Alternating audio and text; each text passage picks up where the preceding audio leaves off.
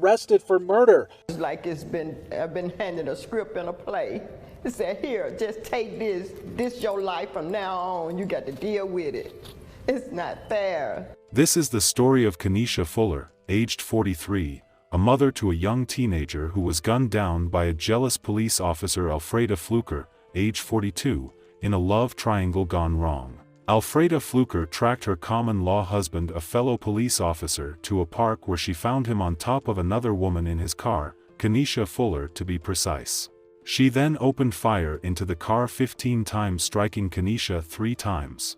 This all happened due to infidelity, and Fuller, aged 43, was born on February 1, 1977. She grew up in Bessemer, Alabama. She went to school at the Alabama State University. According to her social media, she worked at IHOP as a manager and was married in 2011, but it's not certain if she was still married at the time of the incident. Kenesha had a teenage son who she loved a lot. They did so much together and spent a lot of time together. They can be seen all of her social media together. Her family reports that she loved her son. Try to be familiar with each name and person. Kenesha, like any other lady, met a guy who she started dating. He was a detective with the Birmingham Police Department in Alabama. His name is Mario Theodore White. On the other hand, Mario, who has been with the police department for 23 years, was in a relationship with a fellow cop named Alfreda Fluker, age 42. Alfreda Fluker, who had been with the police department for 15 years prior to this incident, met Mario on the force and they became common-law husband and wife. They had a decent relationship until Mario started seeing Kenesha. Mario and Alfreda started dating in 2015. Things started getting rough sometimes in 2020 when Alfreda noticed some suspicious activities with her common-law husband.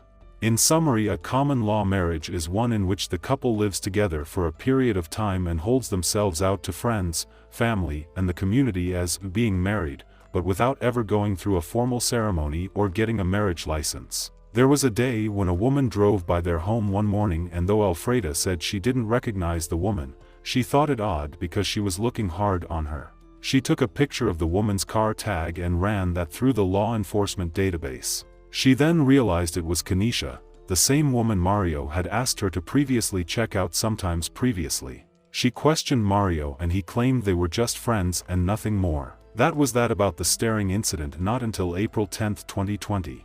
At about 10 p.m. that Friday night, April 10, 2020, Alfreda and Mario got into an argument because he was leaving their Birmingham home late at night. She was wondering where he was going that late, making him shower and also taking a Viagra pill, then put on cologne. That really seemed strange and suspicious to her. So she asked her where he was heading to at that time of the day. He told her he was going to his cousin's house in the Bessemer area. They got into a verbal altercation which later turned into a physical altercation according to her. She claimed he pushed her on the dresser and held her back with his arm. After all that, Mario left the house and then Alfreda got into her vehicle and began to track his whereabouts on a locator app on her phone.